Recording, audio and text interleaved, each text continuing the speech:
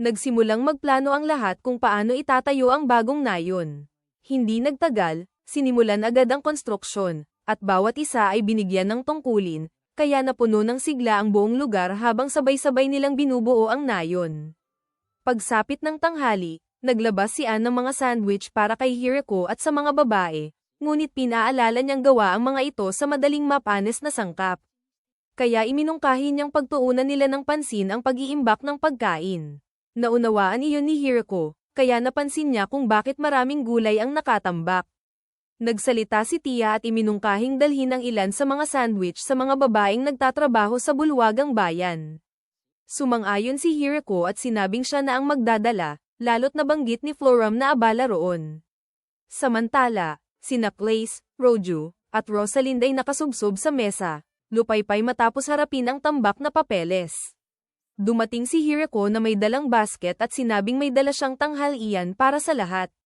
Sa kabilang panig, sina Lastay, Flora, at Hakyeren ay nangangapa pa sa kanilang bagong tungkulin bilang clerk, at halatang kailangan pa ng oras upang masanay.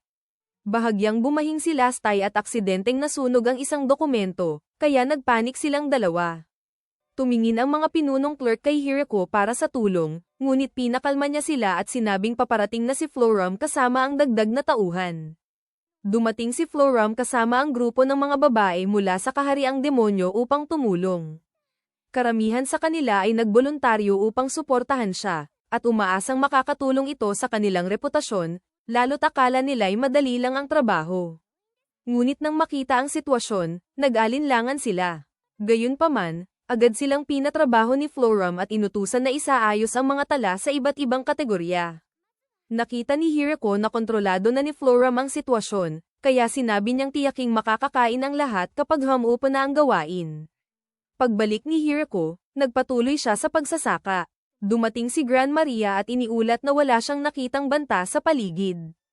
Lumapit si Lo at sinabing siya ang nag-utos kay Gran Maria na maghanap ng angkop na lokasyon para sa bagong nayon. Sa una, inisip ni Hiriko na malayo ito, kaya iminungkahi niyang magbaon sila ng pagkain, ngunit sinabi ni Lo na malapit lang ito, kaunti lang ang layo pababa ng ilog. Pinili niya ang lugar upang magkaroon sila ng kalamangan sakaling magkaroon ng pag-aalsa. Duda si Hiriko na mangyayari iyon, ngunit iginiit ni Lo na mas mabuting handa sa lahat ng pagkakataon. Ipinakita rin niya ang natatanging puno sa lugar. Bagamat hindi ito kasing laki ng dati, sapat na raw ito. Nang mapili ang lokasyon, sinimulan nilang linisin ang lugar na sakop ng lupain ni Daga. Kinuha nito ang palakol at sinubukang putulin ang unang puno, ngunit mas matibay ito kaysa inaasahan at hindi niya ito mabiyak ng malalim. Dahil dito, ginamit ni Hiriko ang makapangyarihang kasangkapang pangsaka at madaling pinutol ang mga puno. Pagkatapos, nagtayo sila ng tulay na kahoy sa ilog, ngunit inisip ni Hiriko na dapat sana'y mas matibay iyon. Ipinaliwanag ni Lo na kung masyadong malaki ang tulay, magagamit din ito ng malalaking halimaw mula sa kagubatan, at naunawaan iyon ni Hiriko. Nagpatuloy sila sa paggawa ng mga kanal ng irigasyon, at hindi nagtagal ay nakabuo sila ng imbakan ng tubig. Pagkaraan, kinausap ni Hiriko si Daga at sinabing kulang sila sa kahoy para matapos ang trabaho. Ngunit pinayuhan siya ni Daga na magpahinga muna dahil sila na ang bahala sa natitira. Dahil nagkaroon ng maraming libreng oras, nagpasya si Hiriko na gumawa ng rebulto bilang parangal kay Zoboten. Habang ginagawa niya ito, lumapit si Lo na may buhat na sanggol na si Alfred at sinabi sa kanya na sobra na ang kanyang pagtatrabaho. Pagkatapos nito, opisyal nilang sinimulan ang pagtatayo ng mga bahay. Naalala ni Hiriko ang unang pagdating niya sa mundong ito, kung gaano kahirap magtayo noon kahit isang bahay lang dahil wala pa siyang kahit pako. Ngunit ngayon, dahil sa dami ng tao at may ilan pang marunong gumamit ng mahika, mabilis nilang natapos ang unang bahagi ng mga bahay, at naramdaman ni Hiriko na unti-unti nang nabubuo ang lahat. Biglang bumaba si Gran Maria at ipinaalam kay Hiriko na may mensahe mula kay Daim, nais nitong magdala agad ng mga bagong residente sa nayon, na ikinagulat ni Hiriko at Lo. Dumating si Daim at humingi ng paumanhin sa biglaang abiso, ipinaliwanag na apurahan ang sitwasyon. Ipinakilala niya kay Hiriko ang grupo ng mga Minotaur na nais niyang patirahin sa nayon. Nang makita sila ni Hiriko, nagulat siya dahil inaakala niyang mukha silang baka, ngunit halos tao ang anyo nila maliban sa mga sungay. Lumapit ang pinuno nilang si Gordon at nagpakilala. Habang nag-uusap, napansin ni Hirako ang laki ng agwat ng kanilang tangkad dahil napakatangkad ni Gordon. Ipinaliwanag nito na pinalaya sila sa kanilang nayon at matagal na gumala ng walang matuluyan hanggang makahanap ng tutulong sa kanila. Nalaman ni Daim ang kanilang kalagayan at agad itong dinala kay Hirako. Nagpasya si Hirako na huwag na mag-aksaya ng oras at inutusan si Anne na maghanda ng pagkain. Hindi sigurado si Anne kung ano ang maaaring kainin ng mga Minotaur, kaya nagluto siya ng rice pudding bilang ligtas na pagpipilian. Dumating si Naf, isa sa mga lizardman, at nagsabing may karanasan siya sa mga Minotaur kaya alam niya ang dapat itanong at ang kanilang pangangailangan. Pinahintulutan siya ni Hirako at agad siyang kumilos upang alamin ang mga ito. Matapos iyon, inisip ni Hirako na magiging maayos na ang lahat dahil kontrolado na ang sitwasyon. Ngunit napansin nilang masyadong maliit ang mga bahay na inihanda para sa mga Minotaur, kaya nag-isip sila ng solusyon. Biglang dumating si Floram at sinabi kay Hirako na may balita mula sa kanyang ama, malapit nang dumating ang mga bagong residente. Hindi nagtagal, dumating si Bizel at mukhang pagod na pagod. Tinanong ni Floram kung bakit hindi niya isinama ang mga refugee mula sa digmaan. Ipinaliwanag niya na lumala ang sitwasyon kaya napilitan siyang gumamit ng mabilisang teleportasyon upang iligtas ang napakaraming tao ng sabay-sabay, at labis siyang napagod dahil dito. Naunawaan iyon ni Hirako at pinayuhan siyang magpahinga muna. Sa pagtingin sa sitwasyon, inakala ni Hirako na ang grupong kalahating kabayo, mga centaur, ang bagong darating. Lumapit ang pinuno nilang si Gruwald at nagpakilalang kinatawan ng isang mataas na maharlika. Walang ideya si Hirako kung sino iyon, kaya ipinasa niya ang usapin kay Latias, isa sa mga clerk. Agad nagmataas si Gruwald dahil sa kanyang koneksyon, ngunit pinagsabihan siya ni Latias at pinaalalang sila ang pumunta sa nayon, kaya wala siyang karapatang mag-angkin o mag-utos. Nasaktan si Gruwald at tinaasan siya ng boses. Kaya mahinahong nagpakilala si Latias bilang anak ng isang count.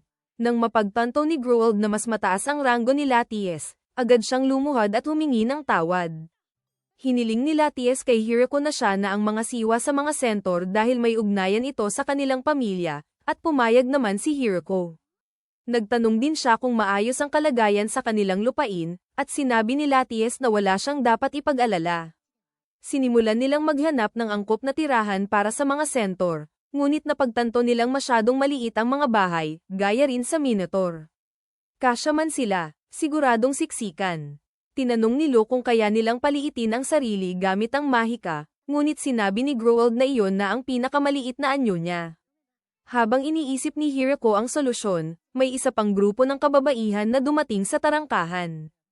Ipinaliwanag ni Hakiren na nakita niya silang pag-alagala sa kagubatan at dinala rito. Wala namang tutol si Hirako, ngunit napansin niyang may dala silang tila tuod ng puno.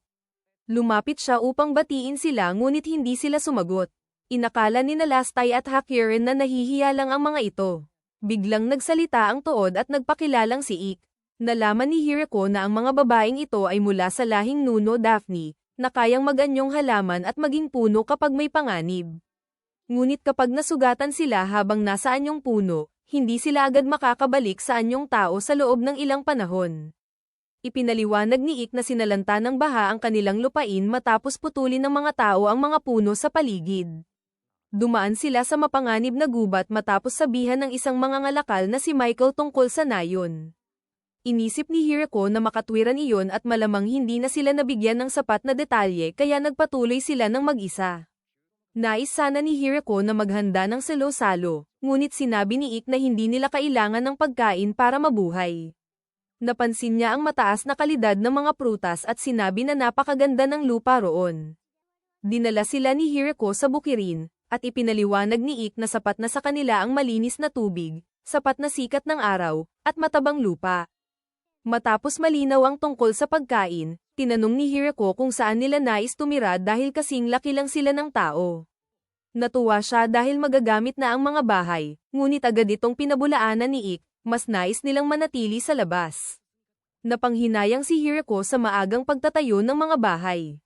Kalaunan, nakaisip siya ng ayos, ang mga batang Minotaur ay titira sa karaniwang bahay, ang mga centaur ay sa kwadra, at ang Nuno Daphne ay mananatili sa bukirin. Medyo nailang si Hirako sa nakikita silang nakatayo buong gabi at inisip kung masasanay pa ba siya rito. Bukod dito, napagtanto nila na kailangan pa ring magtayo ng mas malalaking bahay para sa matatandang Minotaur. Kailangan din ng pagkain, damit, at iba pang pangangailangan. Iminungkahi ni Hirako na magsimula sa kaya nilang gawin sa ngayon, kaya agad silang gumawa ng plano para sa mga bagong bahay. Bilang pagsalubong sa kanilang ika-200 bagong residente, naisip ni Hirako at ng iba na tipunin ang mga kinatawan ng bawat lahi upang pag-usapan ang pinakamahusay na hakbang para sa kinabukasan. Bago magsimula si Hirako, yumuko si Growlithe kay Hako matapos niyang lubos maunawaan kung gaano ito kapangyarihan at kaimpluwensya. Ngunit sinabi ni Hirako na hindi niya kailangang maging formal sa kanya. Biglang itinaas ni Ria ang isang cue card kay Hirako, tahimik na ipinapaalala na kailangan niyang magpakita ng mas matatag na awtoridad sa harap ng mga mamamayan. Kaya agad niyang inayos ang tindig at sumagot kay Growlithe ng mas mariin ang tono. Pagkatapos, ipinaalam niya na nagtalaga siya ng tig-isang kinatawan mula sa nayon para mga siwa sa bawat lahi. Si Norf ang mamamahala sa mga Minotaur. Si Ria naman ang bahala sa mga Centaur. At ang Beast Woman na si Momo ang mangganguna sa mga No Daphne. Lumipat pala si Momo sa nayon mula sa Howlang Village kasama ni Sena at ng iba pa.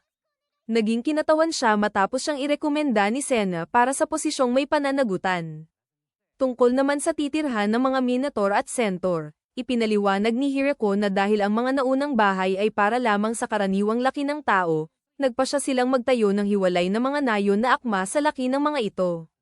Naniniwala silang mas magiging madali ang pamumuhay at pagtatrabaho kung ang bawat lahi ay magkakasama sa sariling komunidad. Ginamit nila ang lugar na natuklasan ni Nari at ng iba at agad nagsimulang gumawa ng mga kalsada at irigasyon sa paligid. Sa paglilinis ng kagubatan upang magbigay daan sa pagtatayo, madaling nakatulong sina Hakiren at Lastis dahil sa kanilang napakalakas na puwersa. Ngunit agad na pagtanto ni Hirako na higit pa sa inaasahan ang lakas ng dalawa kaya pinakiusapan niya silang maghinay-hinay at huwag gamitin ang buong kapangyarihan. Samantala, sa bahay ni Hirako, dinalhan ni Anne si Lucy ng mga munting damit para kay Alfred na ginawa ni Zobeten. Bagamat medyo malaki ang mga damit, labis na naantig at nagpasalamat si Lucy sa regalo. Kasabay nito, mabilis ding umuusad ang pagtatayo ng mga bahay ng Minotaur. Dahil matataas sila, nagpasya silang gumawa ng matatayog na isang palapag na bahay upang sapat ang espasyo. Ngunit nang silipin ni Hirako ang loob, may ilang kasangkapan na ikinagulat niya. Ang mga kama nila, halimbawa, ay simpleng patag na tabla lamang. Ipinaliwanag ni Gordon na iyon ang gusto nilang higaan upang hindi sumabit ang kanilang mga sungay habang natutulog. Sa ikatlong nayon naman, unti-unti nang nabubuo ang mga tahanan ng mga Centaur. Dahil kabayo ang pang-ibaba ng kanilang katawan, mas angkop sa kanila ang bahay na kahawig ng kwadra. Napansin ni Hirako na wala ring pinto ang mga bahay, kaya ipinaliwanag ni Growlithe na hirap ang lahi nila sa paggamit ng pinto. Mas praktikal para sa kanila ang kurtinang binubuksan at isinasara gamit ang lubid. Lumipas ang 1 buwan, at natapos din ang 2 bagong nayon dahil sa pagsisikap ng lahat. Labis ang ginhawang naramdaman ni Hirako dahil natapos nila ito bago dumating ang taglamig, sapagkat hindi nila maaaring hayaang manatiling walang tirahan ang mga bagong residente. Sa pagbibigay ng pangalan sa mga bagong nayon, pinili ni Hirako ang simpleng Village 2 at Village 3. Binanggit ni Flora na kailangan nila ng mga mamamahala sa bawat nayon, kaya iminungkahi niyang si Gordon ang maging pinuno ng Village 2 at si Growlithe naman sa Village 3. Ngunit nag-alala si Ri na hindi magandang kapantay ng ranggo ni Hirako ang dalawang iyon. Kaya iminungkahi ni Flora na gumawa sila ng mas malinaw na hierarchy at bigyan si Hirako ng titulong akma sa kanyang nakatataas na posisyon. Nagpalitan sila ng mungkahing titulo tulad ng Great Mayor at King Mayor. Ngunit dumating si Ego at nagtanong kung kailan naman pagtatayuan ng nayon ang kanyang lahi. Ipinaliwanag ni Hirako na napagpasyahan nilang huwag magtayo ng hiwalay na nayon para sa mga No Daphne, dahilan upang malungkot si Ego. Ngunit pinakiusapan siya ni Hirako na makinig muna dahil may nais siyang hilingin sa kanyang lahi para sa bawat nayon. Dahil mas angkop ang mga No Daphne sa pananatili sa iisang lugar ng matagal, ipinaliwanag ni Hirako na balak niyang ilagay sila sa mahahalagang bahagi ng bawat nayon bilang mga bantay at tagapaghatid ng impormasyon. Dahil kaya nilang makipag-usap sa pamamagitan ng telepatiya, naniwala si Hirako na perpekto sila bilang mga mensahero upang manatiling konektado ang lahat. Ginamit din sila bilang ilaw tuwing gabi, na naging isa pang kapaki-pakinabang na tungkulin para sa kanila. Ngayong nakalipat na ang bawat lahi sa bago nilang tirahan, nais na ni Hirako na magtalaga ng tamang gawain sa mga residente ng village 1 at 2.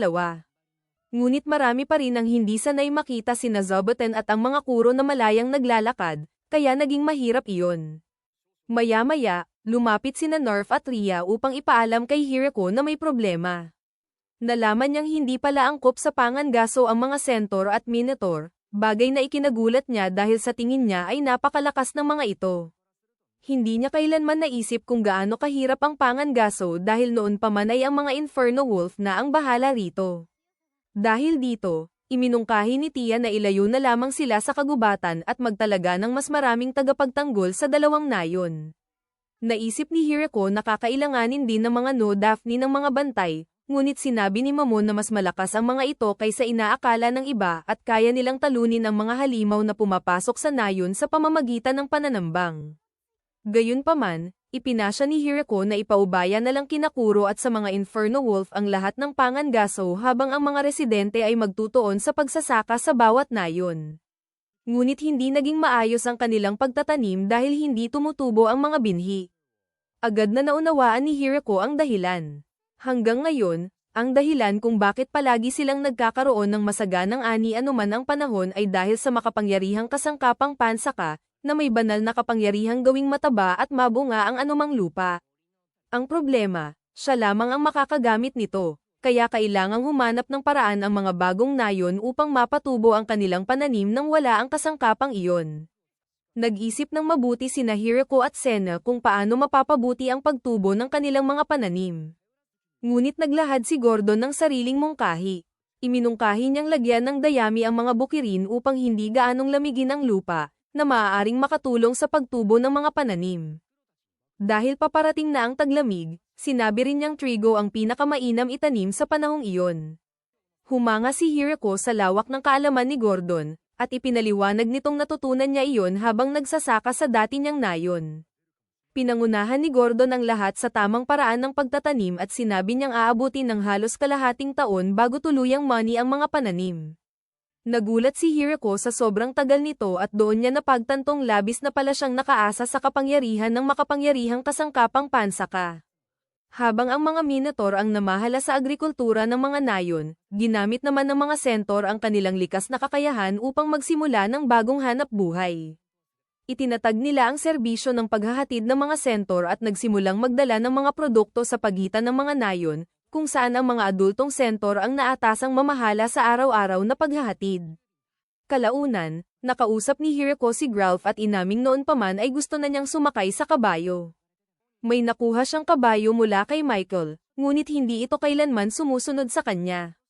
Kaya tinanong niya si Gralf kung kaya ba nitong kausapin ang kabayo upang pasakayin siya rito. Ngunit sinabi ni Gralf na hindi siya marunong magsalita ng wika ng mga kabayo. Gayunman, inalok niya si Hirako na sumakay na lamang sa kanyang likod kung nais nito. Tinanggap iyon ni Hirako at sumakay sa likod ni Gralf habang iniikot siya nito sa bukirin. Pinanood iyon ng kabayo mula sa malapit at tila nagselos. Kaya pagkalipas ng ilang araw, kusa itong lumuhad at naghintay na sumakay si Hirako. Nang gawin niya iyon, pinaikot siya ng kabayo sa buong bukirin, bagay na lubos niyang ikinagulat dahil noon ay hindi siya nito kailanman pinapansin. Mula sa malayo, napansin ni Gralf ang nangyayari at unti-unti rin siyang nakaramdam ng selos. Sa paglipas ng panahon, napagtanto ni Hirako na tila palihim na naglalaban sina Gralf at ang kabayo kung sino ang mas pipiliin niyang sakyan. Upang mapanatili ang kapayapaan, sinabi ni Hirako na salaitan niyang sasakyan ang dalawa tuwing magkasunod na araw, na agad naman nilang tinanggap. Makalipas iyon, nakipag-usap si Hirako kay Lucy. Masaya si Lucy sa malaking pag-unlad ng mga nayon. Aminado si Hirako na nag-alala siya sa biglaang pagdagsa ng mga bagong residente, ngunit lubos siyang natutuwa na naging maayos ang lahat. Batid niyang sa ngayon ay labis ang pag-asa ng lahat sa kanya, ngunit hindi niya may kakaila na malaking bahagi ng kanilang tagumpay ay dahil sa makapangyarihang kasangkapang pansaka. Nag-aalala siya na ang labis na pag-asa rito ay maaaring hindi sapat upang tumagal ang kanilang pamumuhay sa hinaharap. Napansin iyon ni Lucy at ibinigay kay Hirako si sanggol na si Alfred, sinasabing dapat ay magpahinga siya at namnamin ang buhay na matagal niyang pinaghirapan. Tinanggap ni Hirako ang kanyang payo, at kapansin-pansing gamaan ang kanyang loob. Habang nagmumuni-muni, naalala niya ang isa pang mahalagang alalahanin, ang Great Tree Village ay halos puro kababaihan, at kakaunti lamang ang mga lalaki. Ikinaalala niya kung paano ito makaapekto sa kanilang kinabukasan. Ngunit naisip niya rin na sa dami ng bagong naninirahan, maaaring hindi na ito maging kasing bigat na problema gaya ng inaakala niya noon. Tinawag ni Hirako si Gordon at ipinaliwanag ang buong sitwasyon, tinatanong kung posible bang magpadala ng ilang lalaking Minotaur sa Great Tree Village upang maghanap ng makakasama. Ngunit sinabi ni Gordon na mahigpit na tradisyon ng mga Minotaur ang magpakasal lamang sa kanilang sariling lahi. Dahil dito, inalis ni Hirako ang Minotaur sa kanyang mga opsyon at lumipat sa Centaur. Medyo hindi komportable para kay Hirako ang pag-usapan ito kay Gralf, dahil babae siya. Ngunit pinaalalahanan niya ang sarili na para ito sa kinabukasan ng nayon kaya ipinagpatuloy niya. Nang tanungin niya si Gralf, nalaman niyang karamihan sa mga lalaking Centaur ay bata pa, dahil ang mga nasa hustong gulang ay nasa digmaan.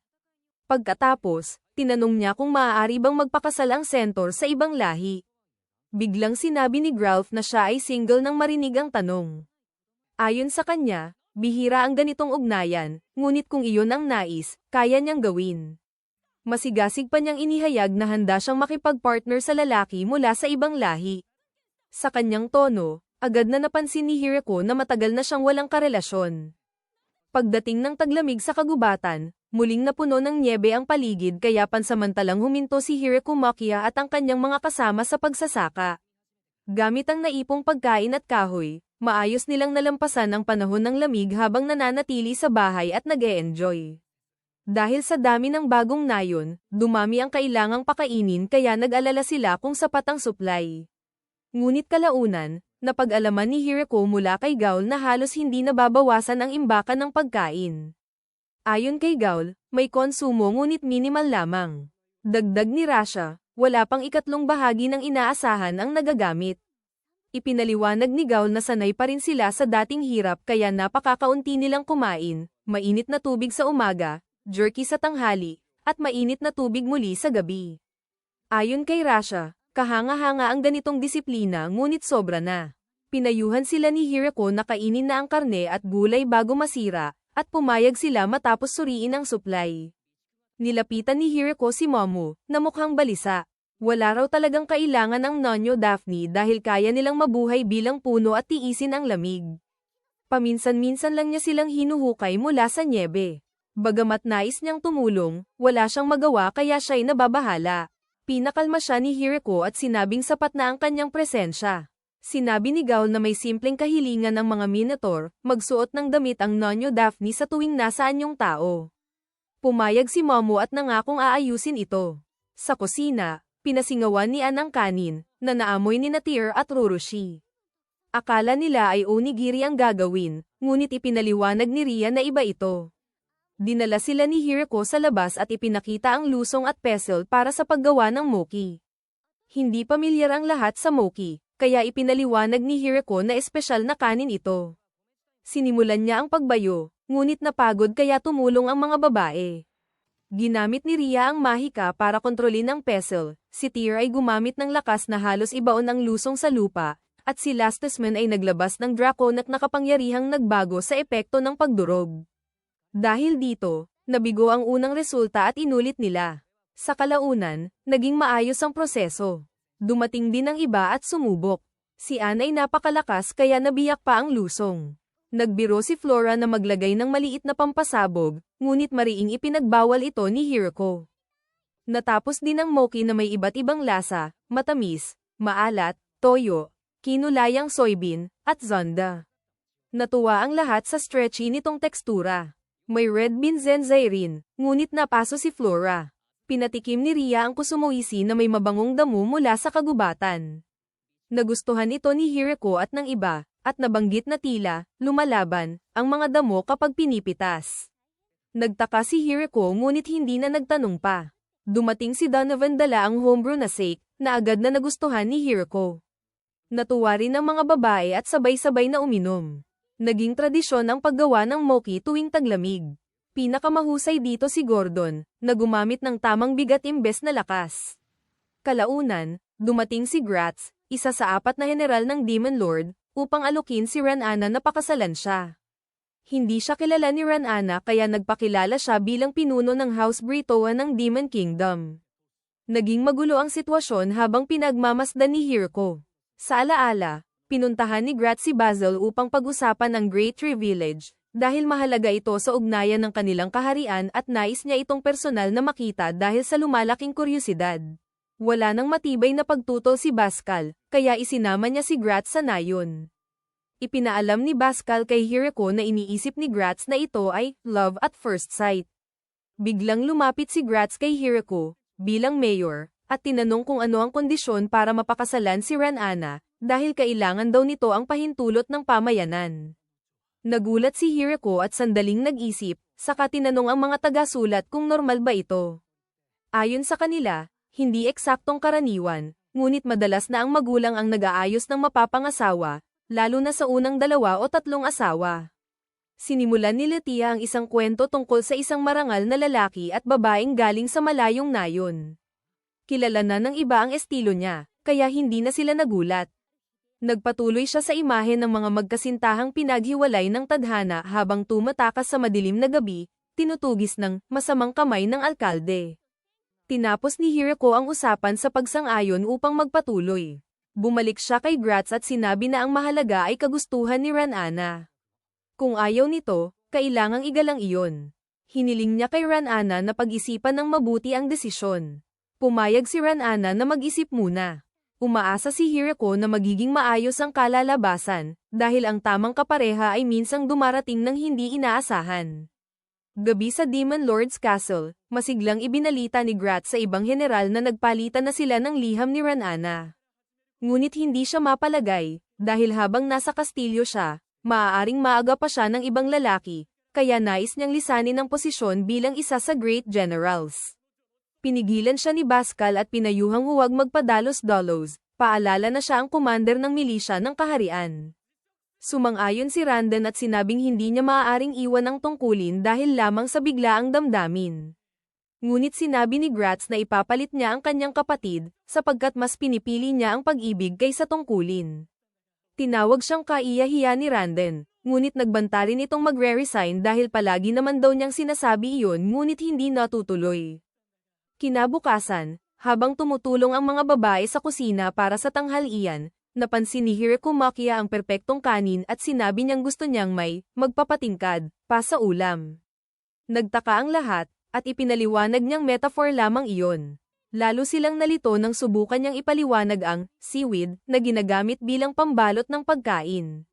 Walang nakakaalam sa tinutukoy niya at inakala pa ng ilan na halimaw ito. Sinabi ni Hiriko na tumutubo ito sa baybayin at inaani tuwing malamig na panahon, ayon sa napanood niya sa isang palabas. Sinabi ni Flora na kung galing dagat iyon, dapat tawagan si Michael, kaya agad na naghanda si Lasty para pumunta sa Shiseido. Pagkalipas ng ilang araw, dumating si Michael sa nayon at nagpasalamat sa patuloy na pagtangkilik ni Hiriko. Humingi ng paumanhin si Hiriko sa pagpapaalis sa kanya sa malamig na panahon, ngunit sinabi ni Michael na handa siyang maglakbay kahit apoy, tubig, at hilagang lamig para sa kalakalan. Inamin din niyang hindi karaniwan sa kanila ang pagkaing seaweed kaya hindi siya sigurado sa dala niya. Aminado si Hiriko na hindi rin niya ito lubos na alam, ngunit susubukan nila. Hiniwan niya ang seaweed, ibinabad sa tubig, at pinatag sa kahoy na hulmahan bago pinatuyo. Sumunod sina Sena at Ya, habang iminungkahi niya na patuyuin ito sa labas. Ngunit sinabi ni Hiriko na gagamitin na lang nila ang tulong ng iba.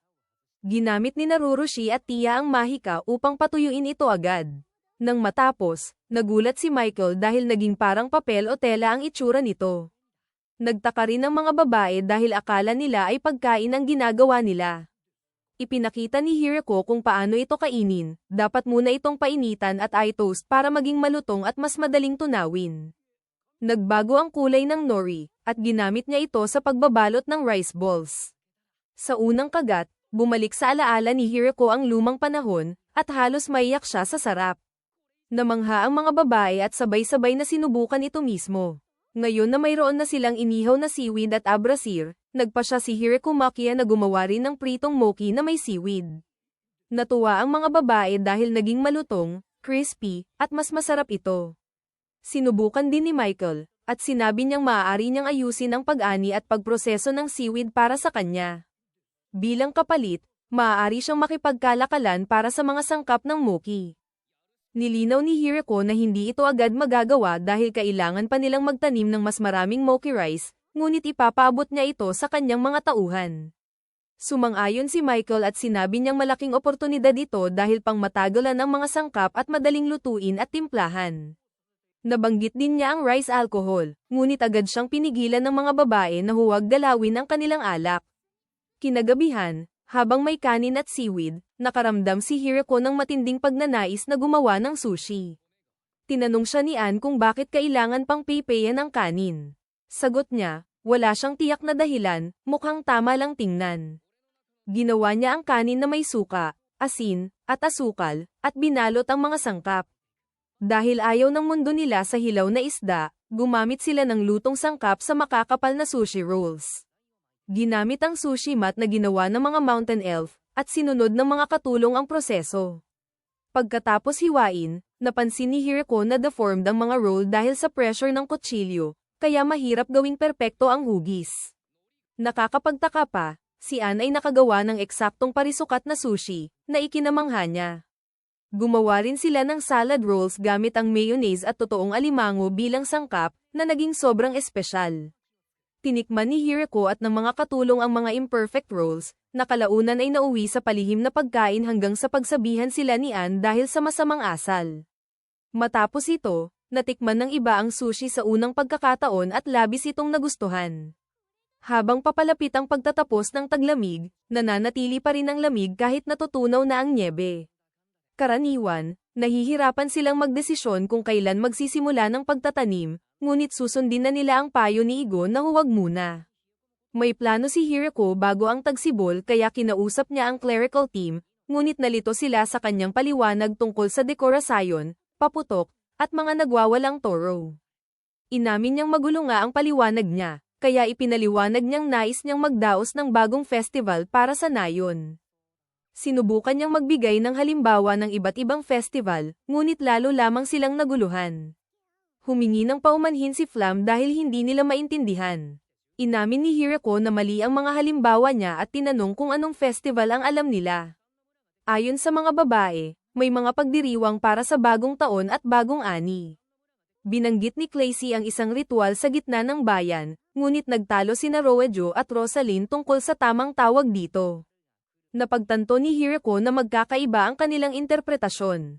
Dahil walang malinaw na ideya, pinasulat niya ang bawat lokal na tradisyon at magbubunutan na lang sila. Sa huli, ang napiling festival ay isang martial arts competition kung saan maglalaban ang iba't ibang estilo ng pakikipaglaban. Natuwa si Flam dahil simple ito kaya agad niyang inutusan ang clerical team na simulan ang paghahanda. Bagaman may alinlangan si Hirako sa pagiging marahas nito, umaasa siyang magiging parang sports day ito. Makalipas ang isang linggo, sumapit ang tagsibol at nagsimulang magsanay ang lahat sa Great Tree Village para sa nalalapit na paligsahan sa martial arts. Nagulat si Hirako kung gaano kaseryoso ang lahat at kung gaano kalaki ang effort sa paghahanda. Pagpasok ni Hako sa loob, nakilala niya si Hakiren.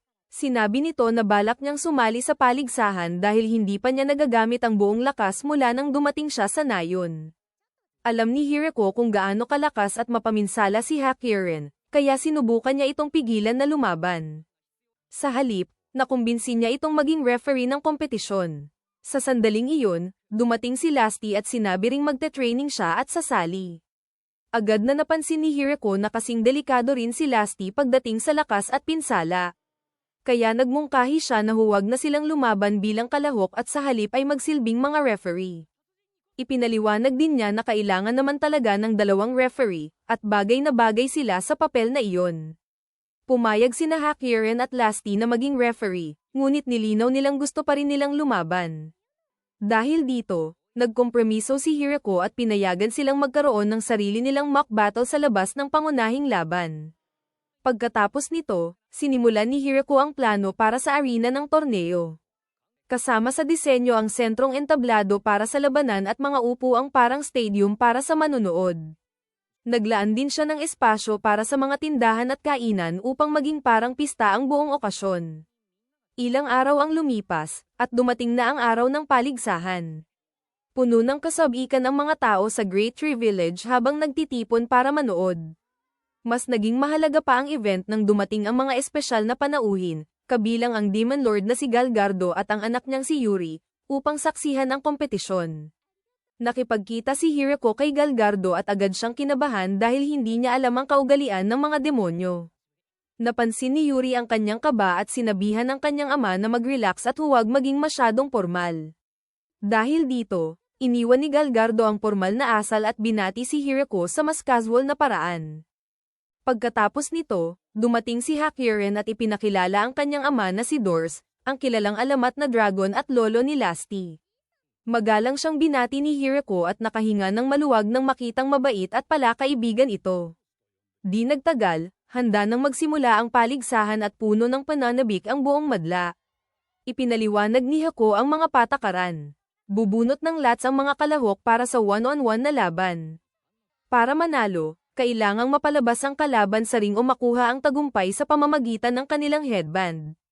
Ang mga ito ay may protection na mahika at kusa itong maghihiwalay kapag tinamaan ng matinding atake. Nagsimula ang unang laban ni Rosaline at Momo. Mabilis at mahirap sundan ang kanilang galaw. Masusing nanood si Hirako at namangha sa husay nilang dalawa. Sa gitna ng agresibong opens iba ni Momo, nagkaroon siya ng saglit na butas sa depensa. Sinamantala ito ni Rosaline at nagpakawala ng tiyak na atake, dahilan para siya ang magwagi. Gayunman, labis siyang nasaktan matapos ang laban at agad humingi ng manggagamot. Sumunod ang ikalawang laban kung saan ipinakita ni Donovan ang kanyang lakas. Tinanggap niya ang lahat ng atake ng kalaban nang walang pinsala. Pagkatapos, basta na lang niya itong binuhat at inilabas sa ring, kaya madali siyang nanalo. Ang kasunod na laban ay kina Grould at Roji. Buong kumpiyansa si Grould at sumugod ng buong puwersa, ngunit napasobra ang kanyang galaw at aksidenteng lumabas sa ring, kaya si Roji ang idineklarang panalo. Ang pinakahihintay na laban sa Open Tournament ay kina Floram at Senna. Gumamit si Floram ng espada at mahika, habang si Senna ay walang armas. Nagsimula ang laban sa sunod-sunod na mahikang atake ni Floram, ngunit naiwasan ito ni Senna at gumanti gamit ang malalapitang teknik sa pakikipaglaban. Mabilis namang nakaangkop si Floram at gumanti rin.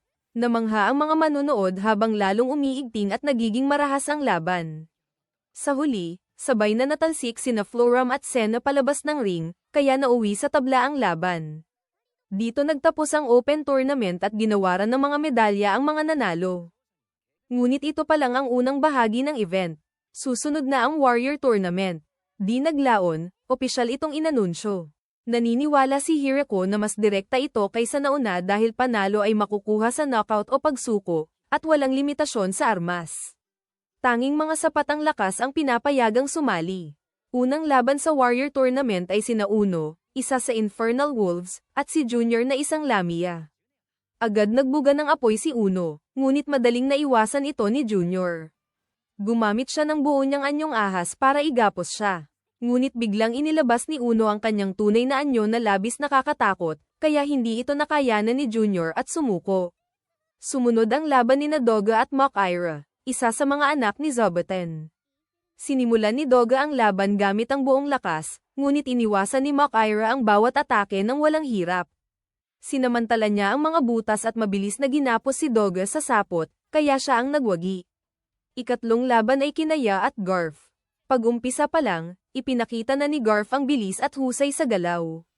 Inakala ni Hirako na siya ang may lamang. Ngunit siya ay may dalang malaking martilyo na bagamat mabagal, ay may napakalakas na puwersa. Tinamaan niya si Garf ng mabigat na hampas at napalipad ito sa malayo. Halos matalsik siya palabas ng arena ngunit nakabawi agad at nanatili sa loob ng ring. Napagtanto niya na halos naubos ang kanyang lakas sa isang atake. Dahil dito, naunawaan niyang hindi na siya makakalaban ng maayos kaya pinili niyang sumuko. Ang kasunod na laban ay kina Lee at Grand Maria. Ang laban na ito ay naging isa sa pinakaaliw panoorin. Ipinakita ni Lee ang di inaasahang husay at nalinlang si Grand Maria, hanggang maikulong niya ito sa armbar. Ngunit agad gumanti si Grand Maria at sinubukang buhatin si Lee gamit ang isang braso. Bilang tugon, nagpatawag si Lee ng kidlat na tumama sa kanilang dalawa, dahilan para pareho silang bumagsak. Dahil wala nang makapagpatuloy, nauwi sa tabla ang laban. Sumunod ang pinakahihintay na sagupaan ng magkaribal na sina Lucy at Tia. Sa bilis ng kanilang galaw, nahirapan kahit si Hirako na sundan ito, kaya ginamit niya ang kanyang espesyal na kasangkapang pangbukid upang mas malinaw na masubaybayan ang laban. Matindi at halos pantay ang kanilang bakbakan sa simula. Ngunit saglit na bumaba ang depensa ni Lucy, at sinamantala iyon ni Tia sa isang tiyak na atake, kaya siya ang nagwagi sa round na iyon. Ang susunod niyang kalaban ay si Mock-Ira, kaya ito na ang naging final. Ngunit naging isang panig ang laban. Madaling ginapos ni Mock-Ira si Tia gamit ang kanyang sapot at pinigilan ito ng walang hirap, kaya siya ang itinanghal na kampyon ng Warrior Tournament. Iginawad ni Hirako ang korona kay Mock-Ira bilang gantimpala, at nagbunyi ang mga tao. Pagkatapos, umabante si Hako upang magbigay ng pangwakas na talumpati. Ngunit bago tuluyang matapos ang event, tinawag siya ni Lasty at Hakiren upang ipaalala ang kanilang napag-usapang mock battle. Pumayag si Hirako at pinagamit sa kanila ang entablado. Sa unang banggaan pa lang, sumabog ang napakalakas na puwersa. Umabot ang lakas ng impact hanggang sa mga kahariang demonyo at tuluyang winasak ang arena. Sa kabila nito, si Hakiren ang idineklarang panalo sa kanilang laban. Sa huli, labis na nakahinga si Hirako nang makitang ligtas ang lahat at naging masaya ang mga kalahok at manunood. Nagtanong si Lo kung kailan ang susunod na torneo, ngunit matapos tingnan ang wasak na arena, sinabi ni Hirako na hindi ito mangyayari anumang oras sa lalong madaling panahon. Dumating ang panahon ng anihan at kasama ni Sena si Hirako sa pagbunot ng gulay na tinatawag na daikon. Nagpasya si Hirako na tikman ito at napag-alamang masarap. Kumagit din si Sena. Ngunit kabaligtaran ang reaksyon niya dahil agad niyang naramdaman ang matinding anghang. Humingi ng paumanhin si Hirako dahil hindi niya ito nabanggit agad at ipinaliwanag na ang daikon ay may tatlong bahagi, matamis, normal, at maanghang, at nagkataong ang nakain niya ay ang maanghang na parte. Dahil iniisip ni Hirako na hindi magugustuhan ng karamihan ang maanghang na bahagi, iminungkahi niyang gawing ibang pagkain ang mga ito tulad ng atsara o pinatuyong gulay. Ipinaliwanag niyang madali lang gumawa ng pinatuyo, hihiwin lang ang gulay at patutuyuin sa paglipas ng oras. Biglang dumating ang mga batang halimaw at sinabi kay Hirako na may kakaibang bisita sa labas. Lumabas siya at agad nakilala ang dati niyang kaibigan na si Valgriff, kasama ang isang di pamilyar na babae. Pinatuloy niya ang mga ito at nagulat si Valgriff sa laki ng itinubo ni Alfred mula noong huli silang nagkita. Matapos ang pagbati, inakala ni Hirako na asawa ni Valgriff ang babae, ngunit agad siyang itinaman nito. Sinabi niyang bagamat nais niya iyon, isa siyang pari ng Koren. Inamin ni Hirako na hindi pa niya naririnig ang relihiyong iyon. Ipinaliwanag ni Valgriff na isa itong malawak na sistema na pinagsasama ang iba't ibang Diyos at paniniwala mula sa iba't ibang lugar, at binibigyang laya ang bawat isa na sumamba sa nais nilang Diyos. Nakinig si Hirako at kinilala itong bukas at inklusibong paniniwala. Nagpakilala ang babae bilang si Fushu, at agad na napansin kung gaano siya kahalaga dahil may mga parada pa raw tuwing naroroon siya. Dahil dito, naramdaman ni Hirako na hindi siya dapat kausapin ng basta-basta, ngunit sinabi ni Fushu na huwag mag-alala sa formalidad dahil hindi iyon mahalaga sa kanya. Ipinaliwanag niya ang tunay na dahilan ng pagpunta, humihingi siya ng tulong para iligtas ang buhay ng kanyang anak. Lubhang may sakit ang bata at naniniwala siyang ang nayon ni Hirako ang huling pag-asa. Binanggit niya sina Lulusi, ang prinsesang vampira, at si Flora na kilala sa kaalaman sa mga halamang gamot. Nang marinig ni Flora ang sitwasyon, kumpiyansa siyang hiningi ang mga sintomas upang agad makagawa ng lunas. Ngunit matapos marinig ang detalye, napagtanto niyang mas komplikado ito kaysa inaasahan. Ang anak ni Fushu ay tinamaan ng kombinasyon ng napakabihirang sakit, kaya napakahirap gamutin. Hindi na ito ikinagulat ni na Fushu at Valgriff dahil pareho ang sinasabi ng lahat ng doktor na kanilang nilapitan. Sa kabila nito, tumanggi si Lulusi na tanggihan sila at tiniyak na makakahanap sila ng paraan. Nagsimula silang mag-eksperimento at napagtanto nilang kailangan ng maraming bihirang sangkap, kaya kumilos ang buong nayon upang mangalap ng mga ito. Isa sa pinakamahirap kunin ay luha ng dragon, kaya kiniliti nila si Lasty hanggang mapaiyak siya upang makuha ito. Hindi nagtagal, nakumpleto rin ang lahat ng sangkap. Ang huling hakbang ay ang maingat na pagkuha ng isang bihirang halaman mula sa paso. Alam ni Lulusi at Flora ang halaga nito kaya dahan-dahan nilang ginawa, ngunit hinayla ito ni Flora sa isang iglap. Sa una ay maayos ang lahat, ngunit biglang naglabas ang halaman ng napakasangsang na amoy na kayang magtaboy ng mga hayop. Matapos iyon, nagpasya si Hirako na maligo. Bagamat mahirap ang pangangalap ng sangkap, mas mahirap ang paggawa ng lunas dahil ilang araw silang nag-eksperimento. Sa panahong iyon, walang tigil sa pagdarasal si Fushu, umaasang may himala. Kahit gabi na at inaanyayahan siyang magpahinga ni Hirako, tumanggi siya at sinabing iyon lang ang kaya niyang gawin. Matapos ang ilang araw ng paulit-ulit na pagsubok at pagkabigo, kasama na ang mga pagsabog, sa wakas ay nagtagumpay sila at nakagawa ng lunas. Ibinigay ito kay Fushu na labis ang pasasalamat, ngunit sinabi sa kanya ng iba na huwag mag-alala sa kapalit at tiyaking maiinom agad ng kanyang anak ang gamot. Nangako si Fushu na babawi siya balang araw. Pagkatapos, nagbukas sila ni Valgriff ng portal at agad na umalis upang dalhin ang lunas sa kanyang anak. Pagkaalis nila, may napansing kakaiba ang lahat. Dahil sa tuloy-tuloy na pagdarasal ni Fushu, nagliwanag ng matindi ang estatwa at tumagal ito buong gabi. Dahil dito, hindi nakatulog si Zoboten at ang kanyang pamilya. Dahil nakakaistorbo ito, nagpasya si Hirako na isara ang pinto ng estatwa maliban na lang kung oras ng dasal. Kinabukasan, habang nangangalap ng prutas at gulay ang mga batang halimaw, may nakita silang kakaibang puno na hindi pa nila nakikita. Pagdating ni Hirako, agad niyang napagtanto na bunga ito ng dati niyang eksperimento noong bagong dating siya sa mundong iyon. Ginamit niya noon ang makapangyarihang kasangkapan sa pagsasaka upang lumikha ng iba't ibang halaman, kabilang ang mga hindi umiiral. Nang tanungin siya ng mga bata kung anong bunga nito, inamin niyang wala talaga siyang ideya. Iminungkahi ni Flora na simula ngayon ay maayos nilang idokumento ang lahat ng itinatanim sa nayon. Dahil sa dami ng eksperimento, hindi tiyak kung ano ang maaaring magsama-sama. Sumang-ayon si Hirako at sinimulan nilang suriin ang mga bunga ng puno. Nalito sila sa una dahil masyadong malaki para plum at masyadong matigas para kiwi. May napulot si Sena na mga nalaglag na bunga, at agad itong nakilala ni Hirako bilang walnut. Ipinaliwanag niyang matitigas ang balat nito at karaniwang kailangan ng pandurog para mabuksan. Ngunit walang hirap itong nabasag ng mga babae.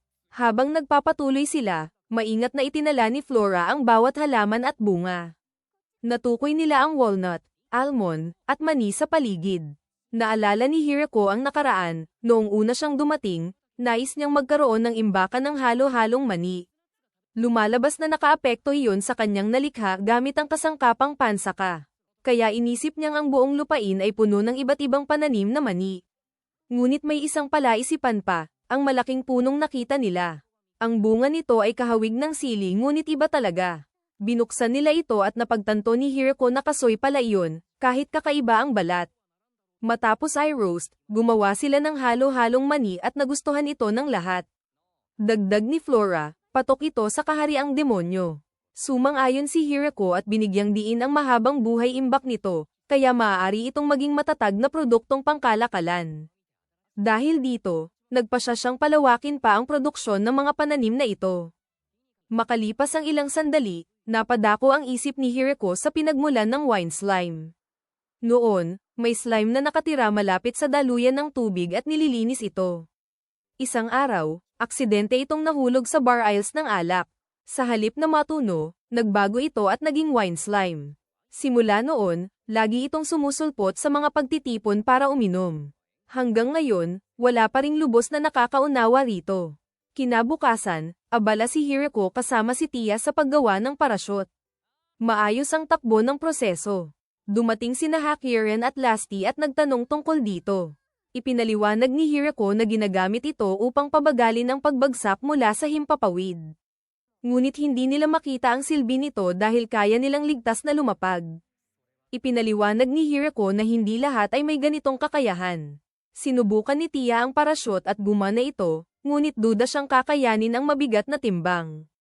Isinaalang-alang ito ni Hirako at naisip palakihin, ngunit ayaw niyang maging mabigat o abala. Biglang lumitaw ang wine slime at naisubukan ito. Inilagay ito ni Tia sa parachute at inihagis paitaas. Habang bumababa, napansin ni Hirako na matatag at komportable ito, kaya naisip niyang magandang panubak ito sa mga susunod na eksperimento. Samantala, sa pagawaan ng mga elf, nilapitan ni Heydarte siya upang repasuhin ang plano. Bagamat simpleng mangkok lang ang ipinagawa, buong pagmamalaki niyang ipinakita ang napakalaking mangkok. Ngunit agad itong gumuho dahil mahina ang pagkakagawa. Lumabas na matagal nang magkakilala sina Heydarte at Ya. May kakayahan siya bilang pinuno, ngunit pinili ni Heydarte na maging katuwang lamang. Sa pagdaan ng panahon at mga pagsubok, nakarating sila sa Great Tree Village. Ngayon, tinatamasa nila ang kaginhawaang dati wala sa kanila, kaya labis ang pasasalamat ni Heydarte.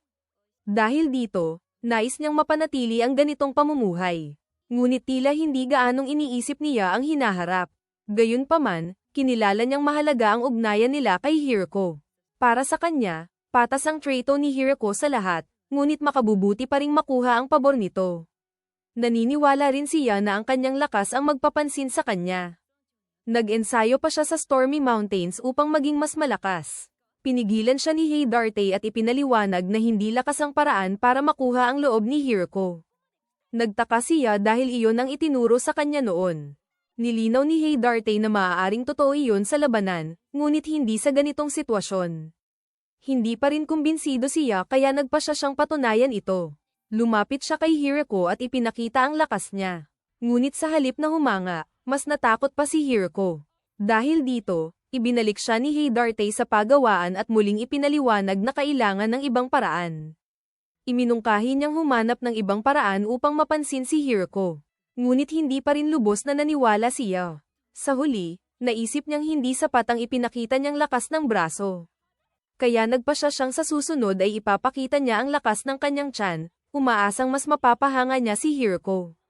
Nagsimula ang episode sa Great Tree Village, isang tahimik na pamayanan sa gitna ng mapanganib na Forest of Death. Sa unang tingin, payapa ang paligid, matatayog na puno, simpleng bahay, at kalmadong pamumuhay. Pero habang tumatagal, unti-unting ipinakita ng kwento na hindi ordinaryong katahimikan ang bumabalot sa lugar. Halos walang marinig na ibon sa kagubatan dahil puno ito ng mababangis na halimaw. Kahit ang higanteng gagamba ni Zoboten ay sapat para gawing delikado ang himpapawid. Kaya malinaw na ang katahimikan dito ay hindi simbolo ng kapayapaan kundi babala sa mga hindi nakaalam ng tunay na panganib ng gubat. Dahan-daang binuo ng episode ang tensyon. Hindi agad ipinakita ang kaguluhan. Sa halip, ipinadama muna kung gaano kahalaga ang tahimik na buhay sa baryo. Ang mga sapot ni Zoboten, ang mga aso ni Kuro, at maging ang himpapawid ay bahagi pala ng depensa ng nayon. Hindi nagtagal, may ilang nilalang na may pakpak ang nahulog sa sapot ng mga anak ni Zoboten. Agad silang pinalibutan ng mga tuta ni Kuro habang tila naghanda ang buong baryo para sa emerhensya. Sa harap ng mayor, inakala niyang kabilang ang mga ito sa Wing Clan, isang lahing may pakpak kapalit ng mga braso. Ngunit mabilis na nalaman na hindi simpleng pagbisita ang dahilan ng kanilang pagdating. Ipinaliwanag ni Gran Maria na habang lumalaki ang mga baryo, mas lumalawak din ang kailangang bantayang lugar. Dahil dito, humingi siya ng tulong sa Wing Clan para magkaroon ng mas maraming tagamasid sa himpapawid. Pero sa halip na maayos na pag-uusap, nauwi ito sa tila paglusob mula sa ere. Pinamunuan ng grupo ni Ket, ang magiging susunod na leader ng Wing Clan. Hindi niya tingin sa sarili na masama ang kanyang ginagawa. Para sa kanya, ipinagtatanggol lamang niya ang dangal ng kanilang lahi at ang sinaunang tradisyon ng kanilang clan. Galit siya dahil sina Tia at Gran Maria ay namumuhay kasama ang mayor kahit hindi pa ito dumaraan sa clan challenge na matagal ng kaugalian sa kanilang angkan. Nag-it na ang mayor sa sitwasyon. Ayaw niyang manakit, pero hindi rin niya maaaring pabayaan ang armadong grupong biglang sumugod sa baryo. Habang tumatagal ang usapan, unti-unting napagtanto ng mga bisita na maaari ngang ituring na tunay na pag-atake ang ginawa nila. Binigyan sila ni Gran Maria ng pagkakataong humingi ng tawad at manatili sa ilalim ng kanyang pamamahala kaysa tratuhing kaaway. Isa-isa namang bumigay ang kanilang matitigas na paninindigan. Kahit ang mga harpy ay mabilis pang nagpalit ng panig. Pero may problema. Si Ket ang susunod na mamumuno sa kanilang lahi kaya hindi basta madaling sumuko ang iba. Kaya gumawa si Gran Maria ng matalinong paraan. Kapag si Ket lang ang mananagot, 10 mabibigat na parusa ang kakaharapin niya. Ngunit sa bawat kasamang hihingi ng tawad, mababawasan ng isa ang kanyang parusa. Dahil dito, agad nag-sorry ang lahat para protektahan siya. Nanatiling matigas si Ket. Para sa kanya, ang paghingi ng tawad ay tanda ng pagkatalo. Dahil dito, iminungkahi ni Tia na sumailalim na lamang ang mayor sa clan challenge para tuluyang matapos ang alitan. Kinabahan agad ang mayor dahil wala siyang ideya kung anong klaseng pagsubok ang naghihintay sa kanya. Ngunit inanunsyo ni Ket na may 5 bahagi ang challenge: kayamanan, talino, lakas, negosasyon, at swerte. Unang dumating ang pagsubok sa kayamanan. Kailangang magbigay ang mayor ng katumbas ng 777 gintong barya. Kampanteng-kampante si Ket na imposibleng maibigay iyon ng baryo. Ngunit kalmadong naglabas ang mayor ng isang mamahaling bato na mas mataas pa ang halaga kaysa hinihingi. Sa unang challenge pa lang, nagsimulang mabasag ang kumpiyansa ni Ket. Sunod ang pagsubok sa talino. May larong bato kung saan maaaring kumuha ng 1 hanggang 3 bato kada turno, at ang mapilitang kumuha ng huling bato ang talo. Akala ni Ket dito mabibigo ang mayor, pero mabilis nitong naunawaan ang pattern ng laro. Nang maintindihan niya ang sistema, naging simpleng kalkulasyon na lamang ang lahat. Kahit baguhin pa ang bilang ng bato o kung sino ang mauuna, siya pa rin ang lumalabas na panalo. Mula kumpiyansa ay naging litong-lito si Ket habang nakikitang ang kinatatakutang tradisyon nila ay nagmumukhang simpleng laro kapag nauunawaan ang mekanismo nito. Pagdating sa lakas, inatasan ng mayor na talunin ang matagal ng karibal ng Wing Clan, ang Vampire Princess na si Lulu Lucy. Ngunit ang kinatatakutang nilalang ay biglang dumating na parang normal lang na bisita sa baryo.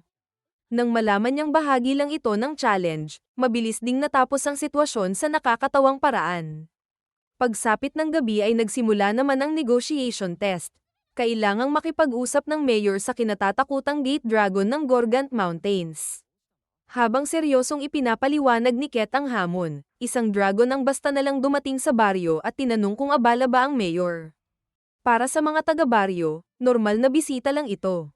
Pero para kay Ket, isa na naman itong pagbagsak ng awtoridad ng kanilang challenge. Sa huli ay dumating ang pagsubok sa swerte.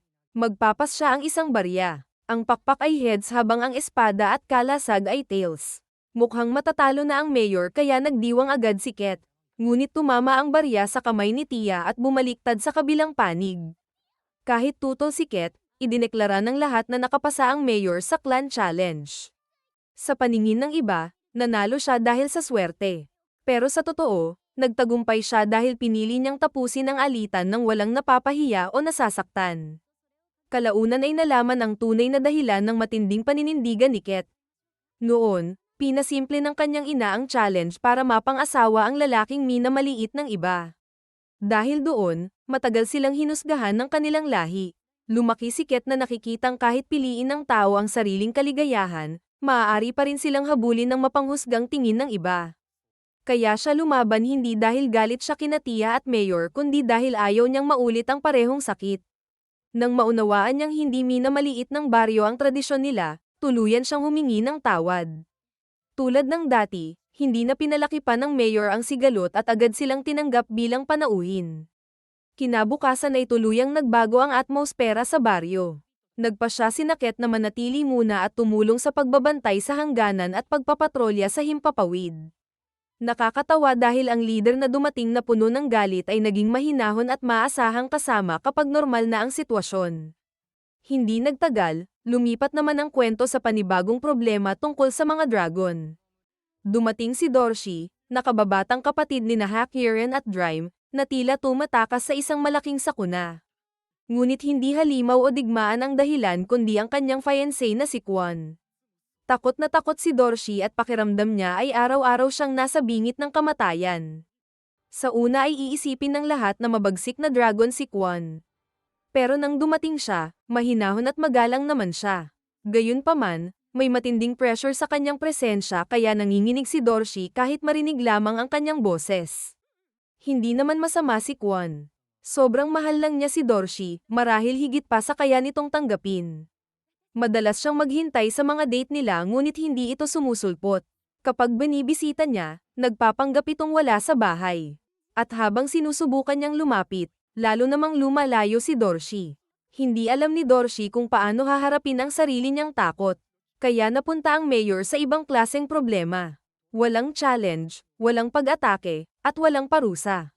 Isa lang itong problema ng dalawang pusong hindi marunong magkaintindihan. Gusto ni Kwon ng katiyakan habang gusto naman ni Dorshi ng espasyo. Pareho silang naniniwalang hindi sila pinakikinggan ng isa't isa. Naging tagapamagitan ang mayor. Kinausap niya si Dorshi at sinabing walang maidudulot ang pagtakas. Kung itinakda na ng kanilang pamilya ang pagsasama nila, mas mabuting maglatag siya ng mga kondisyon kaysa patuloy na umiwas. Sa halip na pilitin silang magkasundo agad, pinasulat niya sa dalawa ang kanilang tunay na damdamin, mga gusto, takot, at nais mabago. Simple ang paraan pero malalim ang epekto. Isinulat ni Kwon na gusto niyang mamasyal silang dalawa, tikman ang luto ni Dorshi. At minsang maghawak kamay sila. Isinulat naman ni Dorshi na natatakot siya kapag masyadong madiin si Kwon at pakiramdam niya ay naiipit siya kapag sobrang malapit ito. Noong una ay nalito si Kwon sa salitang nakakatakot, pero habang binabasa ang liham ay nakita niya ang sarili mula sa ibang pananaw. Samantala, nabigyan naman si Dorshi ng lakas ng loob para sabihin ang totoong nararamdaman. Hindi man perpektong wakas, isa itong tunay na hakbang pasulong. Sa pagtatapos ng episode, muling bumalik ang mainit at payapang pakiramdam ng Great Tree Village.